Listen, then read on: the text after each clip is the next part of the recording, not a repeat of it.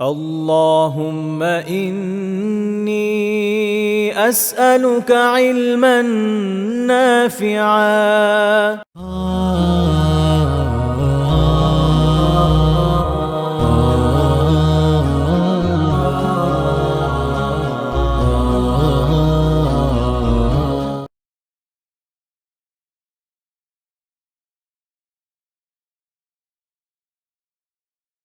الله فلا مضل له، ونشهد أن لا إله إلا الله، وأشهد أن محمدا عبده ورسوله।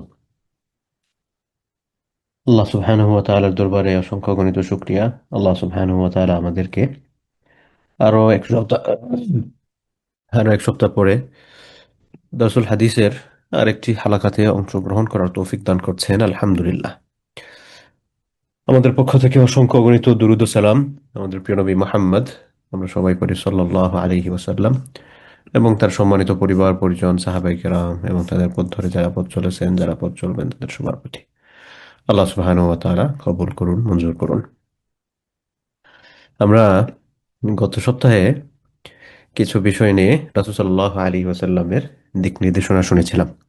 আল্লাহ রাসূল আমাদেরকে কি আদেশ নিষেধ করেছেন, কারণ মনে আছে কিনা আমরা গত সপ্তাহে কি বিষয় নিয়ে পড়ছিলাম?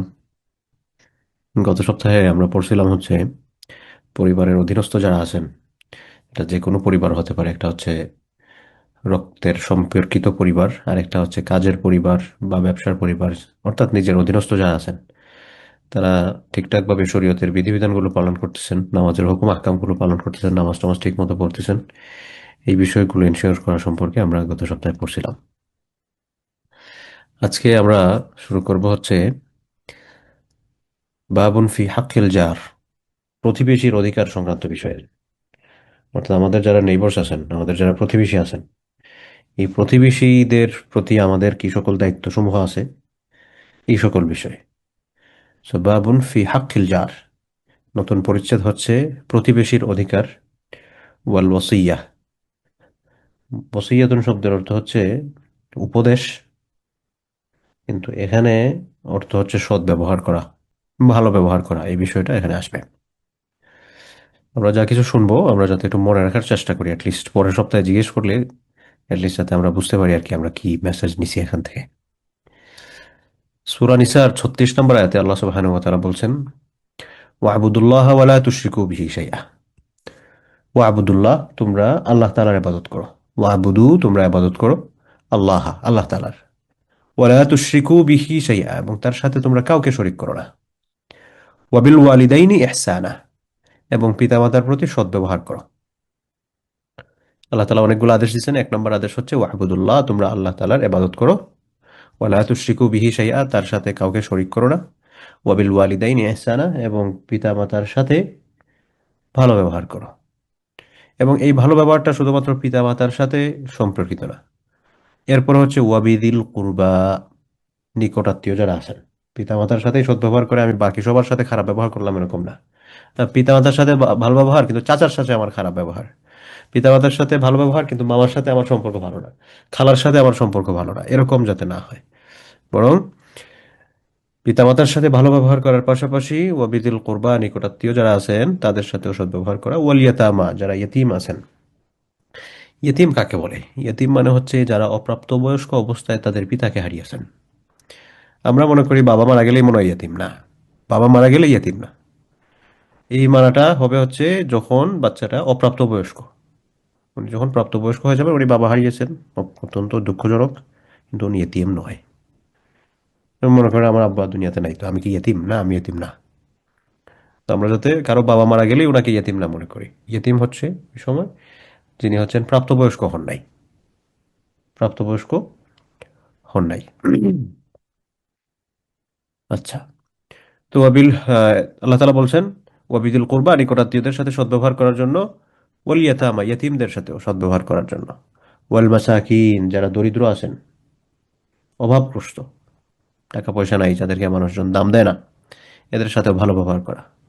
ওয়াল জারি দিল কুরবা, এবং জার, জার মানে হচ্ছে প্রতিবেশী। কোন ধরনের প্রতিবেশী? একজন হচ্ছে জারি দিল কুরবা ওয়াল জারিল জুনুব। এক ধরনের প্রতিবেশী হচ্ছেন যে আত্মীয় প্রতিবেশী, উনি একদিকে প্রতিবেশী আবার তিনি আমার আত্মীয়, আবার আরেকদিকে হচ্ছেন যে উনি প্রতিবেশী কিন্তু আত্মীয় নয়। দুই ধরনের মানুষেরই আমার প্রতি অধিকার আছে, আমি তাদের অধিকার আদায় করব। ওয়াসাহিবি বিল জাম্বি, যাদের সাথে আমি সব সময় চলাফেরা করি, সাহিব মানে হচ্ছে সাথী, সাহিবি বিল জাম্বি পাশের সাথী মানে কি একসাথে চলাফেরা। ওয়াবনিস সাবিল, এবং যারা হচ্ছেন মুসাফির, এদের অধিকার আদায় করো। ওয়ামা মালাকাত আইমানুকুম, এবং তোমাদের মালিকানায় যারা রয়েছে, মালিকানায় মানে কি আগে তো দাসপ্রথা ছিল, এখন তো আর এটার প্র্যাকটিস হয় না, তাদের কথা বলা হয়েছে আর কি। তাহলে এখানে দেখেন আল্লাহ তাআলা কতজন মানুষের অধিকার আদায়ের কথা বলছেন। এক নম্বর বলছেন ওয়াবুদুল্লাহ, প্রথমে তো আল্লাহ তাআলার কথা বলছেন যে আল্লাহ তাআলার ইবাদত করা এক নম্বর আদেশ। দুই নম্বর ওয়ালা তুশরিকু বিহি শাইআ, তার সাথে কাউকে শরীক না করা। তিন নম্বর হচ্ছে পিতামাতার সাথে সদ্ব্যবহার করা, ওয়াবিল ওয়ালিদাইনি ইহসানা। চার নম্বর ওয়াবিদিল কুরবা, নিকটাত্মীয়দের সাথে সদ্ব্যবহার। পাঁচ নম্বর ইয়েতিমদের সাথে সদ্ব্যবহার। ছয় নম্বর মিসকিন যারা আছেন দরিদ্র, এদের সাথে সদ্ব্যবহার করা, এদের অধিকার আদায় করা। ওয়াল জারিদিল কুরবা, আত্মীয় প্রতিবেশী। সাত, জারিল জুনুব, অনাত্মীয় প্রতিবেশী, কত হলো আট। অসাহেবে বিল জাম্বি, সঙ্গী সাথী যারা আছেন, যাদের সাথে চলাফেরা, তাদের অধিকার।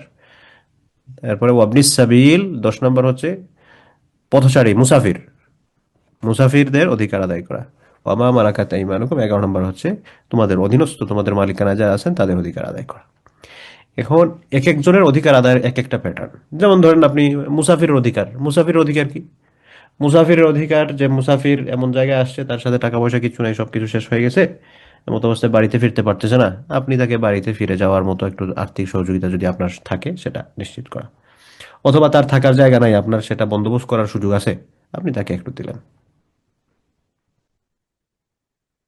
তো আত্মীয়দের অধিকার, আত্মীয়র অধিকার কি? আত্মীয়র অধিকার হচ্ছে খোঁজ খবর নেওয়া, তার বিপদ আপদে পাশে থাকা। খোঁজ খবর নেওয়া মানে আপনি ডেইলি একবার ফোন করতে হবে, বিষয়টা এরকম না। মাঝে মধ্যে তার একটু খোঁজ খবর নেওয়া, ঠিক আছেন কিনা, সবকিছু চলতেছে কিনা, ফ্যামিলিতে কোনো প্রয়োজন আছে কিনা, যেটা হয়তো আপনার দ্বারা মিটিয়ে দেওয়া সম্ভব, তাকে আপনি ভালো রাখার জন্য চেষ্টা করা। কিন্তু আমাদের সমাজে এটার উল্টাটা হয় আর কি। নিজে তো প্রতিবেশী বা আত্মীয় স্বজনকে ভালো রাখার চেষ্টা করে না, বরং তাদের মধ্যে কারো যদি উন্নতি হয়, কিভাবে তাকে অবনতির পথে নিয়ে আসা যায় সেটার জন্য চেষ্টা করে। যে অমুক আমার চেয়ে বড় হয়ে গেছে, কারণ আমি যেহেতু তার মতো হতে পারি না, এখন তার ঠ্যাঙ্গে ধরে টেনে আমি যাতে তাকে নিচে নামিয়ে ফেলতে পারি, এটা থাকে হচ্ছে অনেক মানুষের ধান্দা। তো এই ধান্দাগুলা যারা করেন, এই কাজগুলা যারা করেন, আল্লাহ সুবহানাহু ওয়া তাআলার প্রকাশ্য আদেশ লঙ্ঘন করছেন, অধিকার বিনষ্ট করছেন, কবিরা গুনাহ হচ্ছে, নিজেও শান্তিতে থাকতে পারতেছেন না। কারণ যারা মানুষের অনিষ্টতার পেছনে দৌড়ায়, এরা কখনো শান্তিতে থাকতে পারে না, কারণ সবসময় হিংসা তো তাকে এক জায়গায় বসতে দেয় না, সবসময় তারা দৌড়ের উপর রাখে, সব সময়। তো এজন্য আল্লাহ সুবহানাহু ওয়া তাআলা এই আয়াতের মধ্যে প্রায় কয়জন, 10-11 জনের অধিকার আদায় করার কথা বলছেন। এবং এই অধিকারগুলো আদায় করা আমাদের জন্য সুন্নত, মুস্তাহাব না, এগুলা ফরজ। এগুলা না করলে কবিরা গুনাহ হবে, কবিরা গুনাহ, যেটা তওবা ছাড়া মাফ হবে না। এবং তওবা করলেই যে মাফ হবে বিষয়টা এরকম না। আমরা তো মনে করি যে তওবা করছি তার মানে মাফ না, আল্লাহ তাআলার ইচ্ছা হইলে মাফ করবেন। হ্যাঁ, তওবা করার মতো করলে আল্লাহ তাআলা মাফ করবেন ইনশাআল্লাহ, আমরা প্রত্যাশী। কিন্তু ধরেন আপনি একটা অপরাধ করছেন, না আপনি আইসা ধরেন আমার ব্যাপারে একটা কিছু করছেন, না আপনি আমার কাছে মাফ চাইতেছেন, না আমি তো মাফ করবো কি করবো এটা তো শিওর না, করলে করতেও পারি, না করলে নাও করতে পারি। সো আমরা যাতে মনে করি আল্লাহ কবিরা গুনাহ তওবা করলে মাফ হয়ে যাবে, যা আস্তাগফিরুল্লাহ কয়েকবার পরে দোয়া করে ফেলবো তাইলে তো মাফ, বিষয়টা কিন্তু এরকম নয়। তাই এই সকল ব্যাপারে আমরা যাতে সতর্ক থাকি। এখানে আল্লাহ তাআলা যে আদেশগুলো দিয়েছেন, এই আদেশগুলো কিন্তু আমাদের জন্য নফল, মুস্তাহাব, সুন্নাহ এরকম নয়, প্রত্যেকটা আদেশ হচ্ছে আমাদের জন্য ফরজ, প্রত্যেকটা আদেশ। তাই আমরা ব্যক্তি জীবনে এগুলো যাতে এনশিওর করি, এগুলো যাতে আত্মীয় স্বজনের সাথে চলাফেরার খেয়াল করতে গিয়ে সম্পর্ক খারাপ হয়ে যায় মাঝে মধ্যে। আমার পক্ষ থেকে আমি সম্পর্ক খারাপ না করলেই তো হয়। হ্যাঁ, হয়তো উনি উনার স্বার্থের কারণে উনি একটা মিসইউজ করে ফেলছেন আমার সাথে, আমাকে অপব্যবহার করেছেন, আমার সাথে খারাপ ব্যবহার করেছেন, ঠিক আছে, আমি ক্ষমা করে দিলাম, আখেরাতে আমি আর যাজা পাবো, পরকালের জন্য আমি একটা ইনভেস্টমেন্ট করলাম, এটাই তো। এরকম চিন্তা করতে পারলে দুনিয়াতে ভালো থাকবেন, মেন্টাল স্যাটিসফ্যাকশন থাকবে, পেরেশানির মধ্যে থাকবেন না। এমন হবে না যে আপনি খুব বেশি কষ্টের মধ্যে আছেন, যে আগে যে বলছিলাম না যে হিংসুক মানুষ যেরকম আরামে থাকতে পারে না, এরকম পরিস্থিতির মধ্যে আপনি পড়বেন না। বরং সব সময় একটা মেন্টাল পিসের মধ্যে আপনি থাকতে পারবেন, একটা শান্তি অনুভব হবে আপনার। আজকালকার যুগে দেখেন সাইকাইট্রিক ডাক্তার যারা, তারা খুব পপুলার। আজ থেকে কয়েক বছর আগেও কিন্তু সাইকাইট্রিস্ট যারা আছেন তাদের কাছে মানুষজন খুব একটা যেত না, কারণ মানুষের মধ্যে তার যে মানসিক শান্তি যেটা তুলনামূলক আগে একটু বেশি ছিল, এখন এটার পরিমাণ কমতেছে। এজন্য দেখবেন আজকে, আগে তো খুব খুঁজামুজাও একজন সাইকিয়াট্রিস্ট পাওয়া যেত না। সাইকিয়াট্রিস্ট ডাক্তারকে মানুষজন পাগলের ডাক্তার মনে করতো, এবং বিভাগীয় শহরে হয়তো এক দুজন থাকতেন, জেলা শহরে এগুলোর খুব একটা কি ছিলই না। কিন্তু এখন এটা খুব পপুলার, কারণ মানুষের টাকা পয়সা সমস্ত সব শিক্ষা দীক্ষা হয়েছে, কিন্তু মানুষের মানসিক প্রশান্তিটা চলে গেছে। কারণ কি? ওই যে তার স্পিরিচুয়ালিটি নাই, আধ্যাত্মিকতা নাই। আধ্যাত্মিকতা আসবে কিভাবে? আধ্যাত্মিকতা আসার যে সকল পথগুলো আছে সেটা বন্ধ করে রাখছে। তাই আপনি মানসিক প্রশান্তি পেতে, স্পিরিচুয়ালিটিটা ঠিক রাখতে এই সকল বিষয় করবেন, দেখবেন ইনশাআল্লাহ এগুলো আপনার কাজে দিবে। আল্লাহ রাসূল একটা হাদিসের মধ্যে বলছেন, যে তার জীবনের মধ্যে বারাকাহ পেতে চায়, লম্বা হায়াত পেতে চায়, সে যেন তার সম্পর্কগুলো রক্ষা করে চলে। সম্পর্ক মানে কি? আত্মীয়তার সম্পর্ক বা যে সকল সম্পর্কের কথা এই আয়াতের মধ্যে আমি যে বিষয়গুলো বললাম আর কি। লাইফে বারাকাহ পাবেন, লম্বা হায়াত পাবেন। এবার আমরা হাদিসের দিকে যাই। আন ইবনে উমারা, আব্দুল্লাহ ইবনে উমর, উমর রাদিয়াল্লাহু আনহুর ছেলে থেকে বর্ণিত হাদিস। ওয়া আয়েশা রাদিয়াল্লাহু আনহুমা, দুইজন এই হাদিসটা বর্ণনা করছেন। একজন হচ্ছে মহিলা সাহাবী, আল্লাহ রাসূলের স্ত্রী, আমাদের আম্মাজান। একজন হচ্ছে আব্দুল্লাহ ইবনে উমর। ক্বালা, তারা দুজন বলেন, ক্বালা রাসূলুল্লাহ সাল্লাল্লাহু আলাইহি ওয়াসাল্লাম, আল্লাহ রাসূল সাল্লাল্লাহু আলাইহি ওয়াসাল্লাম বলেছেন, মা যালা জিবরিলু ইউসিনি বিল জারি হাত্তা যানানতু আন্নাহু সায়ুওয়ারিসুহু। আল্লাহ রাসূল সাল্লাল্লাহু আলাইহি ওয়াসাল্লাম বলেন, মা যালা জিবরিল ইউসিনি বিল জার, জিব্রাইল আমাকে সব সময় প্রতিবেশীর ব্যাপারে ওসিয়ত করতেন, উপদেশ দিতেন। সব সময় জিব্রাইল আমাকে উপদেশ দিতেন প্রতিবেশীর ব্যাপারে। হাত্তা জনান্তু, একটা পর্যায়ে আমি ভাবছি, আমি ধারণা করেছি যে আন্নাহু সাইওয়ারিসুহু, এক সময় জিব্রাইল আলাইহিস সালাম আমাকে বলবেন যে প্রতিবেশী হচ্ছেন আপনার ওয়ারিস। আমি এত বেশি গুরুত্ব আমাকে প্রতিবেশী সম্পর্কে দেওয়া হয়েছিল, আমি একসময় ধারণা করছি যে আর বেশি বাকি না, কোনো একদিন বলবেন যে তুমি মারা গেলে তোমার প্রতিবেশী তোমার সম্পদের ভাগ পাবে। তো আমরা মারা গেলে, বা মনে করেন আমাদের পূর্বপুরুষ যারা মারা গেছেন, আমাদের কেউ মারা গেলে আমরা যদি তার ওয়ারিস হয়ে থাকি, আমরা তার এখান থেকে সম্পদ পাই। সাপোজ মনে করেন আমার আব্বা দুনিয়া থেকে চলে গেছেন, তার পরিত্যক্ত যে সম্পদ ছিল, এই সম্পদের একটা অংশ আমি পেয়েছি তার সন্তান হিসেবে। তো আপনাদের পিতামাতা দুনিয়া থেকে বিদায় নিলে, বা আপনারা বিদায় নিলে আপনাদের সন্তান এটা পাওয়া, এটা হচ্ছে ইসলাম আমাদেরকে বিধান দিয়েছে। তো এই যে আমরা ওয়ারিস আছি, ওয়ারিসের মধ্যে কারা? মনে করেন যিনি মারা গেছেন তার স্ত্রী, তার সন্তান সন্ততি, তার যদি পিতা বেঁচে থাকেন, ক্ষেত্রভেদে আরো পান, ভাই বোন, চাচা, বিভিন্ন ক্ষেত্রে এটা বিস্তৃত। তো এই সম্পদটা পেতে হলে আমার ওয়ারিসের খাতায় নাম থাকতে হবে।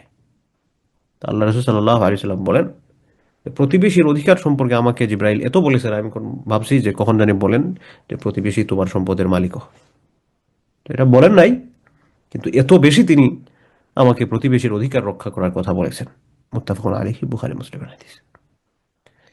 দেখেন, জিব্রাইল আলাইহিস সালাতু ওয়াস সালাম তো আমাদের মতো, আমরা যেরকম ভাবে কত অনর্থক কথাবার্তা বলি, জিব্রাইল সালাম কি এরকম কথা বলবেন? না, অবশ্যই না। তিনি আমাদের মতো বেকার নয়। জিব্রাইল আলাইহিস সালাতু ওয়াস সালাম আল্লাহ রাসূলকে যে কথাগুলো বলবেন, এটা অবশ্যই গুরুত্বপূর্ণ। আমরা কাজে কাজে কত কথা বলি, কিন্তু আল্লাহ রসুলের সবগুলা কথা যেরকম গুরুত্বপূর্ণ, জিব্রাইল আলাইহিস সালাম আল্লাহর কাছ থেকে যে মেসেজগুলো নিয়ে আসছেন সবগুলা গুরুত্বপূর্ণ। তো জিব্রাইল আলাইহিস সালাম আল্লাহ রসুলকে তো অনর্থক কিছু বলবেন না, কিন্তু যেই ব্যাপারটা বারবার উল্লেখ করেছেন, আমরা অনেক সময় মনে করি যে এক কথাই বারবার বলতেছেন। তো এক কথাই বারবার বলা মানে এটা নয় যে আমি বারবার এটা রিপিট করতেছি, বরং বারবার একটা বিষয়কে মেনশন করার দ্বারা এটা বোঝানো যে এটার গুরুত্বটা অনেক বেশি, এজন্য আমি বারবার রিপিট করতেছি।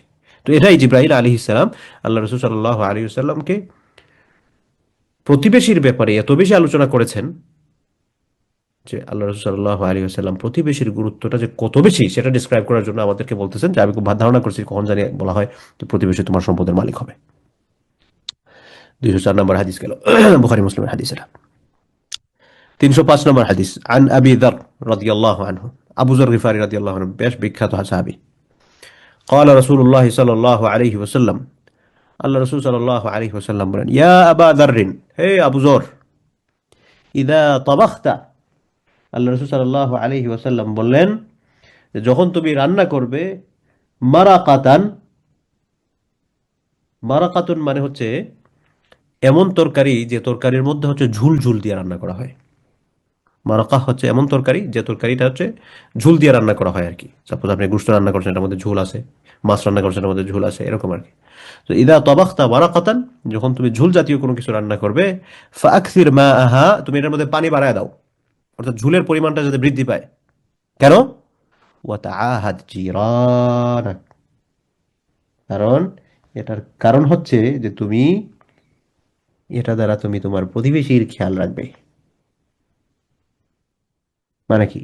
এই খাবারটা তুমি একা খাবে না, বরং তুমি তোমার প্রতিবেশীকে নিয়ে খাবে।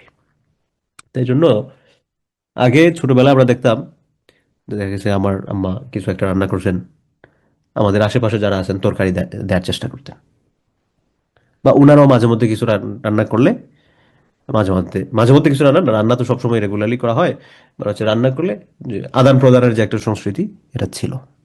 কিন্তু এটা এখন আস্তে আস্তে আমাদের মধ্য থেকে চলে গেছে। আমরা এটা আর খুব একটা করতে চাই না, মাঝে মধ্যে হয়তো কেউ কেউ প্র্যাকটিস করেন এখনো। তো এই যে জিনিসটা, এই জিনিসটা কিন্তু একটা আঞ্চলিক সংস্কৃতি নয়, বরং এটা হচ্ছে রাসূল সাল্লাল্লাহু আলাইহি ওয়াসাল্লামের একটা আদেশ। যে আদেশটা আল্লাহ রাসূল সাল্লাল্লাহু আলাইহি ওয়াসাল্লাম আবু যর রাদিয়াল্লাহু আনহুকে দিয়েছিলেন, যে তুমি যখন রান্না করবে ঝুল বাড়ায় দাও, যাতে করে তুমি তোমার প্রতিবেশীর সাথে এটা খাবারটা শেয়ার করতে পারো। কারণ তরকারি অল্প হয়ে গেলে তো তুমি দেখা যাবে তোমরা খেয়ে শেষ হয়ে যাবে, বা তোমাদের পর্যাপ্ত হবে না। তাই জন্য ঝুল একটু বাড়ায় দাও, তরকারির পরিমাণটা একটু বৃদ্ধি পাবে, তুমি তোমার প্রতিবেশী যারা আছেন তাদের সাথে একটা শেয়ার করলে। এগুলোর মাধ্যমে মানুষের সাথে পরস্পর সম্পর্ক ভালো হয়। একটা বাদ আছে না, তাহাদু তাহাব্বু, পরস্পর একজন আরেকজনকে গিফট দিবেন, পরস্পরের ভালোবাসা বৃদ্ধি পাবে। তো এগুলো হচ্ছে ইসলামিক সংস্কৃতি, এগুলো আমাদের প্র্যাকটিস করা দরকার। যারা করেন আলহামদুলিল্লাহ, যারা করেন নাই, আজকে তো শুনছেন, আজকে তো রান্নার সময় চলে গেছে হয়তো বাংলাদেশে। আগামীকালকে যখন রান্না করবেন, রান্না করার সময় তরকারিটা একটু বেশি রান্না করার চেষ্টা করবেন, বা আপনার পাশে যারা আছেন তাদেরকে একটু তরকারি আপনি দিলেন। সেম মেসেজের আরেকটা রেওয়ায়তে হাদিস আসছে, ওফি রিওয়ায়াতিন লাহু, তার আরেকটা বর্ণনা আছে, এটা আবু যর রাদিয়াল্লাহু আনহু থেকেই। কাল, তিনি বলেন, ইন্না খালিলি আওসানি, নিশ্চয় আমার বন্ধু আমাকে উপদেশ দিয়েছেন। আমার বন্ধু আমাকে উপদেশ দিয়েছেন মানে কি?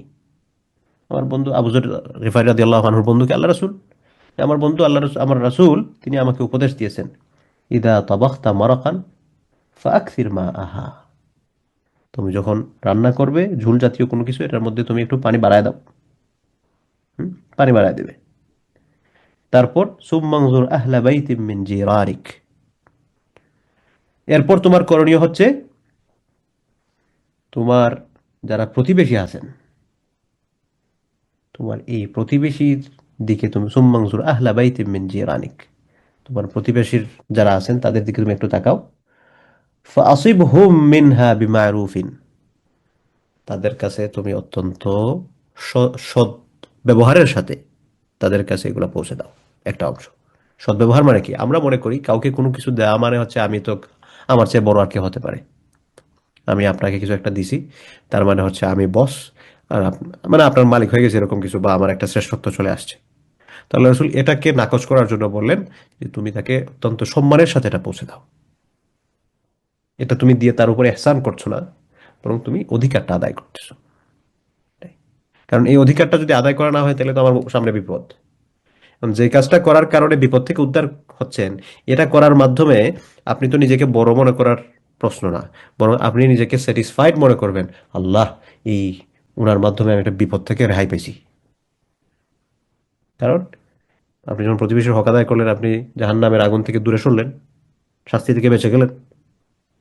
সুতরাং এখানে আপনি আর একটু শান্তি পাওয়ার কথা, এখানে বরত্ব প্রদর্শনের বিষয় নয়। আশা করি বুঝতে পারছেন আমি কোন সেন্সে বিষয়গুলো বলতেছি। তাহলে দেখেন, এখান থেকে আমাদের জন্য আমরা কি শিখলাম এখান থেকে? আমাদের জন্য শিক্ষণীয় হচ্ছে যে রান্না বান্না কিছু করলে, ভালো খাবার রান্না করছি, আশেপাশে প্রতিবেশীর সাথে একটু শেয়ার করেন, একটু বেশি রান্না করেন, একটু বেশি রান্না করেন, দেখবেন ফ্যামিলিতে এত বারাকা আসবে, সুবহানাল্লাহ, এগুলা বলার বাইরে। একটু বেশি রান্না করেন, তাদেরকে একটু দেন, দেখবেন এগুলোর মাধ্যমে বারাকা আসবে, মেন্টাল পিস আসবে, মানসিক প্রশান্তি আসবে, এগুলোর মাধ্যমে বারাকা আসবে। তো যারা প্র্যাকটিস করেন আলহামদুলিল্লাহ, যারা প্র্যাকটিস করাটা শুরু করবেন। লাইফে আমরা অনেক ক্রিটিক্যাল সিচুয়েশন ফেস করি না, শুধু বলেন যে আরে এই জীবনটা কিরকম হয়ে গেল, এগুলা থেকে বের হতে চাই। কিভাবে বের হবো? এই যে আমলগুলো করবেন, এগুলোর মাধ্যমে দেখবেন বারাকা আসবে। সহি নিয়তে করবেন, বড় মন নিয়ে করবেন, বড় মন নিয়ে করবেন। জীবনটা আসলে খুবই সীমিত।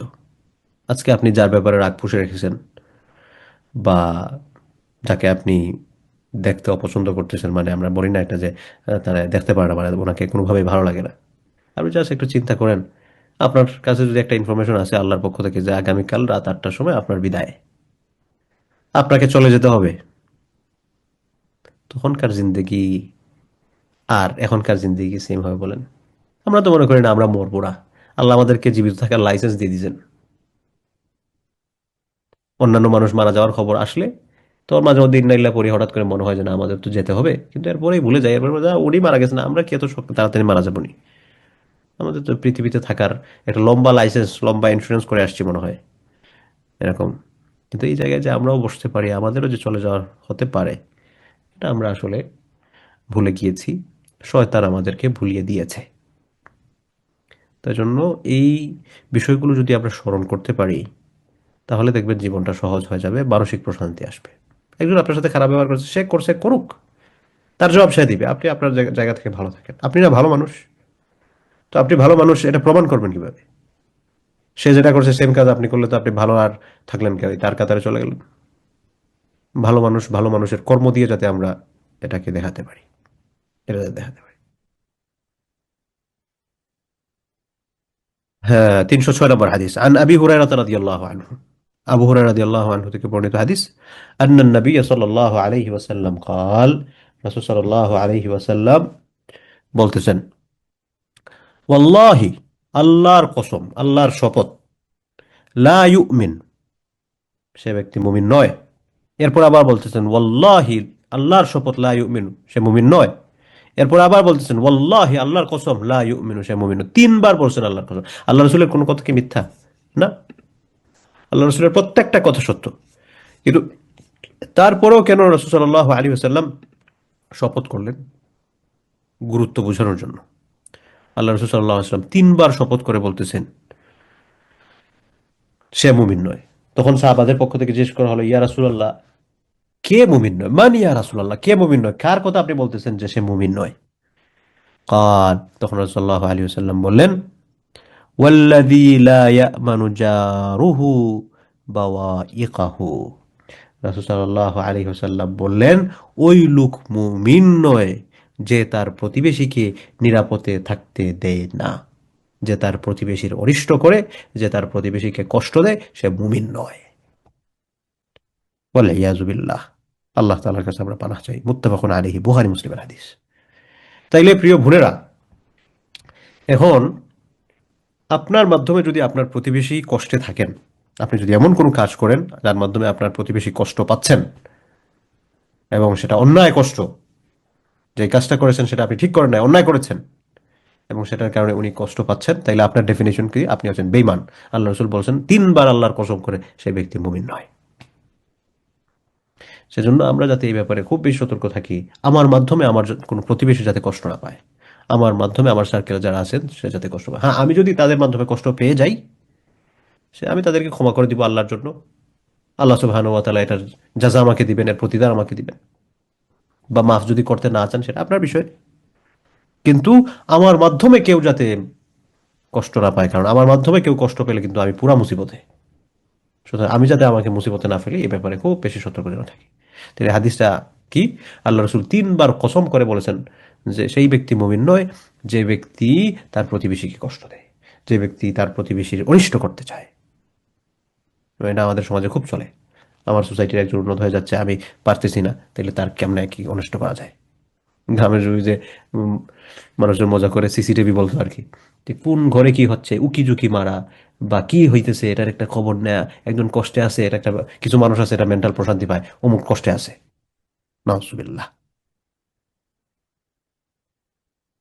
আল্লাহ রাসূল বলছেন এটা মুমিন না। ওফি রিওয়ায়াতিল লিমুসলিম, সহিহ মুসলিমের আরেক বর্ণনায় আসছে, লা ইয়াদখুলুল জান্নাতা, সেই ব্যক্তি জান্নাতে প্রবেশ করবে না, মান লা ইয়ামানু জারুহু বাওয়াইকাহু, যে তার প্রতিবেশীকে নিরাপদে রাখে না, যার অনিষ্টতা থেকে প্রতিবেশী নিরাপদ নয়, সে জান্নাতে প্রবেশ করবে না। 307 নম্বর হাদিস, ওয়ানহু রাদিয়াল্লাহু আনহু, তার থেকেই বর্ণিত। তার থেকেই মানে কার থেকে? আগে যিনি হাদিস বর্ণনা করছেন উনি বলতেছেন, আগে কে বর্ণনা করছেন? আবু হুরায়রা। قال رسول الله صلى الله عليه وسلم, আল্লাহ রাসূল সাল্লাল্লাহু আলাইহি ওয়াসাল্লাম বলেন, ইয়া নিসা আল মুসলিমাত, হে মুসলিম রমণীরা, মুসলিম নারীগণ, মুসলিম ভদ্র মহিলা, মুসলিম লেডিস, লা তাহকিরান্না জারাতুন লিজারাতিহা, লা তাহকিরান্না জারাতুন লিজারাতিহা। রাসূল সাল্লাল্লাহু আলাইহি ওয়াসাল্লাম বলেন যে কোনো মহিলা তার কোনো প্রতিবেশী মহিলার কোনো উপহার নিয়ে আসছে, এটাকে যাতে অপমান না করে, এটাকে যাতে অপমান না করে। লা তাহকিরান্না জারাতুন লিজারাতিহা ওয়ালাউ ফিরসিলা শাতিন। আল্লাহ রাসূল বলেন কোনো মহিলা যাতে তার প্রতিবেশীর মহিলার পক্ষ থেকে পাঠানো, প্রতিবেশীর পক্ষ থেকে কোনো কিছু পাঠানো হয়েছে, এটাকে যাতে তুচ্ছ তাচ্ছিল্য না করে। ওয়ালাউ ফিরসিলা শাতিন, এটা যদি ছাগলের একটা খুর হয়, ছাগলের খুর মানে বুঝতে পারছেন, ওই যে পায়ের নিচের মধ্যে লাগানো থাকে, এটার কি দাম আছে, একবারে ভ্যালুলেস, এরকম কেউ একটা যদি আমার কাছে কেউ আমার প্রতিবেশী পাঠায়, আমি যাতে এটাকে অবজ্ঞা না করি। অর্থাৎ প্রতিবেশীর পক্ষ থেকে আমার কাছে কোনো একটা উপহার পাঠানো হয়েছে, আমি যাতে এটা সম্মান করি। হ্যাঁ, আমার কাছে হয়তো এটা মূল্য নেই, কিন্তু তারপর আমি যাতে এটাকে রেসপেক্ট করি। আপনি অনেক ধনী, আপনার একজন গরিব প্রতিবেশী আপনার জন্য ছোট্ট একটা কিছু পাঠাইছেন, আপনি এটাকে ঘৃণা করলেন, অপছন্দ করলেন, আপনি এটাকে তুচ্ছ তাচ্ছিল্য করলেন, রাসূল সাল্লাল্লাহু আলাইহি ওয়াসাল্লাম এটা আপনার জন্য নিষেধ করেছেন, এটা আপনার জন্য হারাম করেছেন, এটা আপনার জন্য অবৈধ করেছেন। কারণ কি? কারণ এর আগে আল্লাহ রাসূল সাল্লাল্লাহু আলাইহি ওয়াসাল্লাম বলে আসছেন প্রতিবেশীর দের মধ্যে গিভ অ্যান্ড টেকের সংস্কৃতিটা আদান প্রদান করা। আল্লাহ রাসূল আবু যরকে বলেছিলেন, আবু যর, খাবার যখন রান্না করবে ঝুল বাড়ায় দাও, প্রতিবেশীদেরকে একটু দাও। এই ঝুল দেওয়ার কথা না, মানে তরকারির পরিধিটা বেশি করা, যাতে নিজেও খেতে পারো, প্রতিবেশীদের সাথেও শেয়ার করতে পারো। এখন একজন শেয়ার করছে, একজন মনে করেন একটু তরকারি নিয়ে আসছেন, আপনি এখন এই তরকারি নাকছেন, জানি কেমনে রান্না করছে, ধ্যাৎ, ছি, ছি। এটা থেকে আল্লাহ রসুল নিষেধ করছেন। এই জন্য আল্লাহ রসুল বলছেন, এই মুসলিম রমণীগণ, এবং রমণীদেরকে স্পেশালি বলার উদ্দেশ্য হচ্ছে ওনাদের মধ্যে এই কালচারটা একটু আসে, এটা হচ্ছে একটা কারণ। 2 নম্বর হচ্ছে, ঘরে তো সাধারণত তারা থাকেন, তারা এই বিষয়গুলো রিসিভ করেন, তাই তাদের মাধ্যমে এই কাজগুলো প্রকাশিত হয়ে যেতে পারে। এজন্য আল্লাহ রসুল সাল্লাল্লাহু আলাইহি ওয়াসাল্লাম সতর্ক করে দিয়েছেন। সেজন্য কেউ যদি আমাকে উপহার দেয় কোনো কিছু, সেটা যত কম দামি হোক না কেন, এটাকে আমি রেসপেক্ট করা, এটাকে আমি সম্মান করা, এটা আমার জন্য জরুরি। আমি এটাকে যাতে অবজ্ঞা না করি। ওয়ানহু রাদিয়াল্লাহু আনহু, সেম সাহাবী, এর পরের হাদিস 308 নম্বর হাদিস যেটা আছে, সেম সাহাবী থেকে বর্ণিত। মনে আছে নি কোন সাহাবী বর্ণনা করতেছেন? বলেন তো কেউ একজন। আবু হুরায়রা উস্তাদ। আবু হুরায়রা, জি জি, ঠিক আছে, শুকরিয়া। আবু হুরায়রা রাদিয়াল্লাহু আনহু থেকে বর্ণিত, আন্না রাসূলুল্লাহ সাল্লাল্লাহু আলাইহি ওয়াসাল্লাম قال, রাসূল সাল্লাল্লাহু আলাইহি ওয়াসাল্লাম বলেন, লা ইয়ামনাউ জারুন জারাহু আন ইয়াগরিজা খাশাবাতান ফি জিদারিহি। আল্লাহ রাসূল সাল্লাল্লাহু আলাইহি ওয়াসাল্লাম বলেন, লা ইয়ামনাউ জারুন, একজন প্রতিবেশী যাতে বারণ না করে, জারাহু, তার আরেকজন প্রতিবেশীকে, আন ইয়াগরিজা খাশাবাতান ফি জিদারিহি, দেয়ালের মধ্যে একটা কাঠ গাড়ার জন্য। কাঠ, আগেকার যুগে তো হচ্ছে মানুষজন কোনো কিছু টানানোর জন্য, এখন যেরকম আমরা দেয়ালে লোহা আম, ঢুকাই, যে এক জায়গা থেকে আরেক জায়গায় কোনো কিছু বাঁধার জন্য বা কোনো প্রয়োজনে কোনো কিছু লটকিয়ে রাখার জন্য, ইত্যাদি ইত্যাদি। তো রাসূল সাল্লাল্লাহু আলাইহি ওয়াসাল্লাম বলেন, কোনো প্রতিবেশী তার প্রতিবেশীকে এই ওয়ালের মধ্যে, দেয়ালের মধ্যে, এই খাসাবাতের মানে হচ্ছে লাকড়ির টুকরা বা যেটা কাঠ দ্বারা বানানো হয়, এরকম কোনো কিছু যাতে গাড়তে নিষেধ না করে, সেটা তার প্রয়োজনে করতেছে। তো এই জন্য অনেক সময় আছে না যে আমরা দেখা গেছে যে ওয়াল, দেয়ালের এক পাশে একজন আরেক পাশে আরেকজন থাকতেছি, আর আমরা দিছি, এই দেয়ালের মধ্যে তোমরা এটা করতে পারবা না। তো এটা আসলে, অনেক সময় দেখা যায় যে ভাড়াটিয়া যারা থাকেন, মালিক বলে দেয় আপনি দেয়ালের মধ্যে এরকম এরকম করতে পারবেন না। এটা বলার একটা কারণ আছে অবশ্য, কারণ একবার দেখা গেছে যে যদি এটা বলে দেয়া না হয়, ওনারা এমন ভাবে দেয়ালের মধ্যে কত কিছু করেন, এই পুরো দেয়ালটাই পুরো মনে হয় যে নষ্ট হয়ে গেছে, মানে প্রয়োজনে অপ্রয়োজনে অনেক কিছু করে ফেলেন। কিন্তু সেজন্য আমরা একটা সিস্টেমেটিক রুলসের মধ্যে আসতে পারি, তো একবারে নিষেধ করে দেন যে না একটাও দিতে পারবে না, এরকম যাতে না হয়। আর যদি এরকম করতে হয় তাহলে যাতে মালিক পক্ষ থেকে কিছু পিন পয়েন্ট এরকম সেট করে রাখা হয়, যেটার মধ্যে আগে থেকেই লোহার লাগানো আছে বা লাগানো যায় সহজেই, যাতে করে এটার মধ্যে দড়ি টানিয়ে কাপড় ঝুলিয়ে দেয়া বৃষ্টির দিনে বা কোনো একটা প্রয়োজনে কোনো কিছু ঝোলানো, এগুলো যাতে সহজেই করা যায়। তো এই কথাটাই রাসূল সাল্লাল্লাহু আলাইহি ওয়াসাল্লাম বলেছেন যে একজন প্রতিবেশী তার আরেকজন প্রতিবেশীকে দেয়ালের মধ্যে কোনো কিছু এখানের মধ্যে গাড়বে, এটাতে যাতে নিষেধ না করে। সুম্মা ইয়াকুলু আবু হুরায়রা, এরপর আবু হুরায়রা রাদিয়াল্লাহু আনহু বললেন, মা লি আরাকুম আনহা মুআরিদিন। তখন আবু হুরায়রা রাদিয়াল্লাহু আনহু বললেন, আমি কিন্তু তোমাদেরকে আল্লাহ রাসূলের সুন্নাহ থেকে মুখ ফিরাইতে দেখতেছি। অর্থাৎ আল্লাহ রাসূল যেটা করছেন, যেটা বলে গেছেন, তোমরা এটা করতেছো না। আল্লাহ রাসূল বলছেন যে নিষেধ না করতে, কিন্তু তোমরা দেখা যাচ্ছে নিষেধ করতেছো। এটা এটা যাতে না হয়, এজন্য আবু হুরায়রা রাদিয়াল্লাহু আনহু হাদিস বর্ণনা করেন। হাদিস বর্ণনা করার পর যাদের কাছে হাদিস বললেন, এখানে বলতেছেন, মা লি আরাকুম আনহা মুআরিদিন, আমার কি হইল রে, আমি তো দেখতেছি তোমরা এটার বিপরীত করতেছো, বিপরীত করতেছো। ওয়াল্লাহি, এরপর আবু হুরায়রা রাদিয়াল্লাহু আনহু আল্লাহর শপথ করে বলেন, আল্লাহর কসম, লা আরমিয়ান্না বিহা বাইনা আকতাফিকুম। এরপর তিনি আ- আল্লাহর কসম করে বললেন যে নিশ্চয় আমি এই সুন্নাহটা তোমাদের উপর পুশ করব। লা আরবিয়ান্না মানে হচ্ছে নিক্ষেপ করা, অবশ্যই অবশ্যই আমি নিক্ষেপ করব। তো নিক্ষেপ করা মানে কি? সুন্নাহ নিক্ষেপ করা মানে হচ্ছে তোমরা যেটা করো এটার জন্য আমি বলতেই থাকবো। আল্লাহ, আল্লাহর শপথ, লা আরমিয়ান্না বিহা বাইনা আকতাফিকুম। কাতিফুন মানে হচ্ছে কাঁধ, আকতাফ এটা হচ্ছে প্লুরাল ওয়ার্ড, বহুবচন।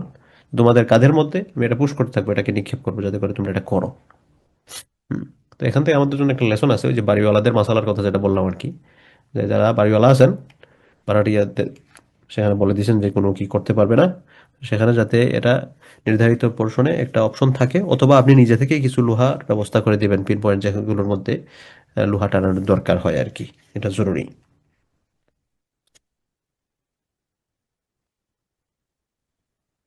এর পরের 309 নম্বর হাদিস, আনহু রাদিয়াল্লাহু আনহু, সেম সাহাবী থেকে, মানে উনি অনেকগুলো হাদিস বর্ণনা করছেন, কারণ সবচেয়ে বেশি হাদিস বর্ণনা করছেন, তো এজন্য হাদিস পড়তে গেলেই উনার আপনি দেখা যাবে ফাঁকে ফাঁকে ওনার হাদিস পাইতেছেন। আন্না রাসূলুল্লাহ সাল্লাল্লাহু আলাইহি ওয়াসাল্লাম, আল্লাহ রাসূল সাল্লাল্লাহু আলাইহি ওয়াসাল্লাম বলেন, মান কানা ইউমিনু বিল্লাহ, যে আল্লাহর প্রতি ঈমান আনে, আল্লাহকে যে বিশ্বাস করে, ওয়াল ইয়াউমিল আখির, যে আখিরাতে বিশ্বাস করে, ফালা ইউযি জারাহু, সে যেন তার প্রতিবেশীকে কষ্ট না দেয়। কারণ প্রতিবেশীকে কষ্ট দেয়া এবং আল্লাহর উপর বিশ্বাস করা, আখিরাতের উপর বিশ্বাস করা, এটা একসাথে যায় না। আপনি প্রতিবেশীকে কষ্ট দেন, তার মানে বোঝা যাচ্ছে আপনি আল্লাহর উপর সঠিকভাবে বিশ্বাস করতেছেন না। এজন্য আল্লাহ রাসূল বলছেন যে আল্লাহর উপর বিশ্বাস করে, আখিরাতে বিশ্বাস করে, সে যাতে তার প্রতিবেশীকে কোনো কষ্ট না দেয়। এরপর বলছে, ওয়ামান কানা ইউমিনু বিল্লাহি ওয়াল ইয়াউমিল আখির, যে আল্লাহর উপর বিশ্বাস করে, আল্লাহর উপর ঈমান রাখে, ওয়াল ইয়াউমিল আখির, আখিরাতের প্রতি বিশ্বাস রাখে, ফালইউকরিম দাইফাহু, সে যাতে তার মেহমানদেরকে রেসপেক্ট করে, মেহমানদেরকে সম্মান করে, হুম? মেহমানদের যথাযথ মেহমানদারি করে। ওয়ামান কানা ইউমিনু বিল্লাহি ওয়াল ইয়াউমিল আখির, আর যে আল্লাহ এবং তার আল্লাহর উপর ঈমান রাখে, আখিরাতের উপর ঈমান রাখে, ফালিয়াকুল খায়রান, সে যেন উত্তম কিছু বলে, বললে সে উত্তম বলবে, আউলিয়াসকুত, অথবা চুপ থাকবে। বলার জন্য ভালো কিছু আছে, সে বলবে, ভালো কিছু নাই, চুপ থাকবে। তো আমরা কথা বলতে গেলে সুবহানাল্লাহ, চুপ থাকা তো আমাদের জন্য কষ্ট। হুম? আমরা, এটা হালাল হোক হারাম হোক, এটা দ্বারা আমার গুনাহ হোক সওয়াব হোক, এগুলা দেখার টাইম নাই, ধুম যে বলতেই আছি বলতেই আছি বলতেই আছি। কিন্তু আমরা একবারও চিন্তা করি না, আমরা যে বলতেছি আমাদের প্রত্যেকটা শব্দ কিন্তু সংরক্ষণ করা হয়। আরে ইসলামটা এত কঠিন কেন? ইসলাম কঠিন নয়, ইসলাম আপনাকে ভালো রাখতে চায়। ইসলাম আপনাকে ভালো মানুষে রূপান্তর করতে চায়। আপনি ভালো মানুষ হয়ে আছেন, আপনি ভালো মানুষের এই ভালো অবস্থান থেকে খারাপ পথে যাতে না যান, এটা ইসলাম ইনশিওর করতে চায়। এজন্য আল্লাহ সুবহানাহু ওয়া তাআলা আপনাকে মনিটর করার জন্য দায়িত্বশীল নিযুক্ত করে রাখছেন, যে কোনোভাবে আপনি যাতে খারাপ পথে না যান। আল্লাহ তাআলা বলেন, মা ইয়ালফিযু মিন কাউলিন ইল্লা লাদাইহি রাকীবুন আতীদ, প্রত্যেকটা শব্দ সংরক্ষণ করার জন্য দায়িত্বশীল আছেন। মা ইয়ালফিযু মিন কাউলিন, একটা শব্দও মিস যায় না। এই শব্দটা হয় ভালোর পক্ষে, না হয় খারাপের পক্ষে। এজন্য আল্লাহ রাসূল সাল্লাল্লাহু আলাইহি ওয়াসাল্লাম বলেছেন, যে ব্যক্তি ঈমানদার, আখিরাতে বিশ্বাস করে, সে ভালো বলবে, আর তার কাছে ভালো কিছু বলার নাই, ইয়াসকুত, সে যাতে চুপ থাকে। আল্লাহ সুবহানাহু ওয়া তাআলা বলার ব্যাপারে অনেকগুলো নির্দেশনা দিয়েছেন, কুলু কাউলান সাদীদা, স্ট্রেইট ফরওয়ার্ড কথা বলবেন, সত্য বলবেন। তারপরে বলেছেন কাউলান লাইয়িনা, বিনয়ের সাথে কথা বলবেন। কাউলান কারীমা, সম্মানের সাথে কথা বলবেন। কাউলাম মারুফা, ভালো কথা বলবেন। এগুলো কোরআন কারীমের শব্দগুলো আমি মেনশন করছি। এগুলো হচ্ছে কথা বলার নির্দেশিকা। সেজন্য আমরা যাতে ভালো কথা বলি। মনিটরিং আমাকে ঠিক রাখার জন্য, এটা সবাই মনিটরিং করে। আপনি মনে করেন আপনি এক জায়গায় চাকরি করেন, আপনার বসের কাজ কি? আপনার বসের কাজ হচ্ছে আপনি ঠিকঠাক মতো কাজ করতেছেন কিনা সেটাকে দেখা। তো আল্লাহ সুবহানাহু ওয়া তাআলা আমাদেরকে জান্নাতে পাঠানোর জন্য দায়িত্ব দিয়েছে। আমাদের জানমাল আমরা বিক্রি করে আসছি, এবং সেখানে এসে আমরা বিকৃত পণ্য হয়ে যদি এখন আমরা ভুল করে জাহান্নামের দিকে চলে যাই, তাহলে তো আমরা বদবখ্ত হচ্ছি। সেজন্য আমাদের উপর মনিটর করা হচ্ছে। গাড়ি চালান যারা পশ্চিমা বিভিন্ন দেশে, আপনারা ব্ল্যাক বক্সের সাথে পরিচিত আছেন হয়তো। যে গাড়ি চালাচ্ছেন, একটা ইন্স্যুরেন্সের একটা পলিসি আছে যে একটা ব্ল্যাক বক্স, আপনার black box a kind of device আর কি। এটা আপনার গাড়িতে ইনস্টল করে দিয়ে দেবে। আপনি কত স্পিডে গাড়ি চালান, ওভার দ্য স্পিড গাড়ি চালাচ্ছেন কিনা, হার্শ ব্রেক করতেছেন কিনা, সাডেনলি আপনি ড্রাইভিং যে রুলস রেগুলেশন আছে স্ট্রেট ফরওয়ার্ড আপনি এগুলো ফলো করেন নাকি আপনি এগুলো খুব বেশি ব্রেক করেন, এটা হচ্ছে এটা মনিটর করে। এবং এটা মনিটর করার মাধ্যমে আপনি যদি এই ডিভাইসটা গাড়িতে ইনস্টল করেন, তাহলে আপনি আপনার ইন্স্যুরেন্সটা ল থাকবে, কম থাকবে তুলনামূলক। আর আপনি যদি এগেনস্ট অফ রুলস গাড়ি চালান, তখন আবার যেহেতু তারা মনিটর করতেছে, আপনার ইন্স্যুরেন্সটা ক্যান্সেল করে দিবে। তো এটার উদ্দেশ্যটা কি? এটার উদ্দেশ্য হচ্ছে আপনাকে মনিটর করা। কারণ আপনি বলবেন এটা তো অনেক স্ট্রিক্ট। না, এটা স্ট্রিক্ট না, এটা ইজি যদি আপনি রুল মেনে চলেন। আপনার যদি রুল মেনে না চলতে পছন্দ হয়, আপনি যদি আরাম পান হচ্ছে নিয়ম ভঙ্গ করতে, তাইলে তো আপনি একজন বুদ্ধিহীন নির্বুধ মানুষ। আপনি নিজে নিজে ভালো বুঝেন না। তো সেম ওয়ে আর কি, ইসলাম আমাদেরকে ভালো বানাতে চায়। এজন্য ইসলাম আমাদেরকে স্ট্রেইট ফরওয়ার্ড কিছু আদেশ নির্দেশ দিয়েছে। কিছু বিষয়গুলো আমার জন্য হয়তো কঠিন লাগতেছে, কিন্তু এটা কঠিন লাগলো আমার ভালো হওয়ার জন্য, এটা আমাকে মানতে হবে। আর না হয় আমার খারাপ হয়ে যাবে বেশি। কারণ মানুষের যখন বড় বড় রোগ হয়, ধরেন একজন মানুষের ক্যান্সার হয়েছে, ক্যান্সারের ট্রিটমেন্ট হচ্ছে chemotherapy. Chemotherapy is a very painful treatment. খুব কষ্টদায়ক, অনেক কষ্ট হয় যারা কেমোথেরাপি দেন। আল্লাহ সুবহানাহু ওয়া তাআলা আমাদেরকে এগুলা থেকে হেফাজত করুন। কিন্তু এরপরে এই কষ্টটা মানুষ বহন করে কেন? কারণ তার চেয়ে বড় কষ্ট যেটা আছে সেটাকে প্রোটেক্ট করার জন্য। এজন্য আখেরাতের কষ্টের তুলনায় দুনিয়ার কষ্টটা তো কিছুই না। এই দুনিয়ায় একটু অল্প অল্প কষ্ট করলেও আমরা যাতে আখেরাতে আরামে থাকতে পারি আর কি। যাই হোক, তো এই হাদিসটা থেকে রাসূল সাল্লাল্লাহু আলাইহি ওয়াসাল্লাম আহ, বললেন যে মান কানা ইউমিনু বিল্লাহি ওয়াল ইয়াউমিল আখির, যে ব্যক্তি আখেরাতের প্রতি ঈমান আনবে, অর্থাৎ যার আল্লাহর উপর ঈমান আনছে, আখেরাতের প্রতি ঈমান আছে, সে তিনটা কাজ করবে। এক নাম্বার কাজ তার থেকে হচ্ছে কোনো প্রতিবেশী কষ্ট পাবে না। দুই নাম্বার কাজ হচ্ছে সে তার মেহমানদেরকে সম্মান করবে, মেহমানদারি করাবে যথাযথভাবে। আর একটা হচ্ছে সে ভালো কথা বলবে, তার কাছে ভালো কথা নাই, সে হচ্ছে চুপ থাকবে।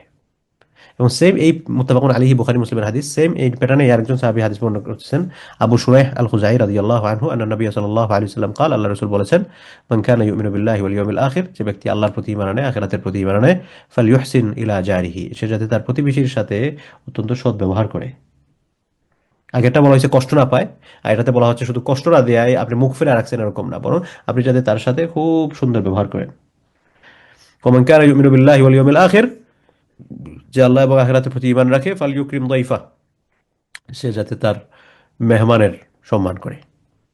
ওমান কানা ইউমিনু বিল্লাহি ওয়াল ইয়াউমিল আখির, যে আল্লাহ এবং তার আল্লাহর উপর বিশ্বাস করে, আখিরাতের উপর বিশ্বাস করে, ফালিয়াকুল খাইরান, সে যেন ভালো বলে, উত্তম কথা বলে, আও লিয়াসকুত, অথবা যাতে চুপ থাকে।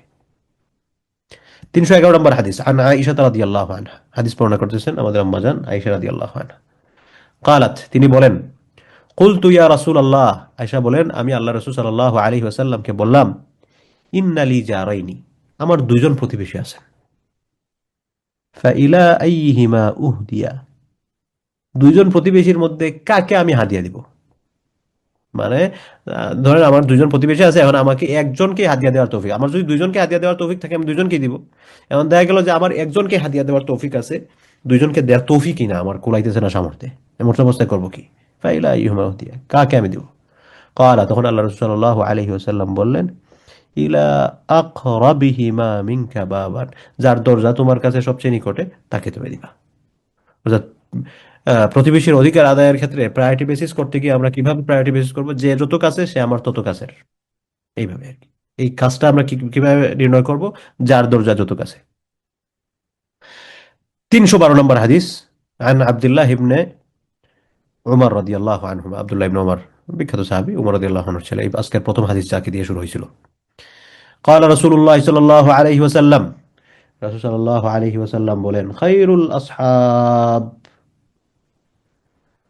সেই হচ্ছে ভালো সাথী, ইনদাল্লাহ, আল্লাহর নিকট, আল্লাহর নিকট সবচেয়ে ভালো সাথী, সবচেয়ে ভালো সঙ্গী হচ্ছে সে, খায়রুহুম লিসাহিবিহি, যে তার সঙ্গীর কাছে উত্তম। আপনি ভালো মানুষ কিনা, আপনি ভালো সঙ্গী কিনা, এটা কিভাবে বুঝবে? এটা বোঝার পদ্ধতি হচ্ছে আপনি যার সাথে চলাফেরা করেন, অর্থাৎ আপনার প্রতিবেশী। এই প্রতিবেশী শুধু প্রতিবেশী না, এখানে হচ্ছে আপনার স্ত্রী থেকে শুরু, যার সাথে আপনার চলাফেরা আছে আর কি, আপনার স্ত্রী, আপনি যার সাথে বেশি বেশি চলাফেরা করেন তাদের, যাদের সঙ্গীদের কাছে যে মানুষটা ভালো, আল্লাহর কাছে ওই মানুষটা ভালো।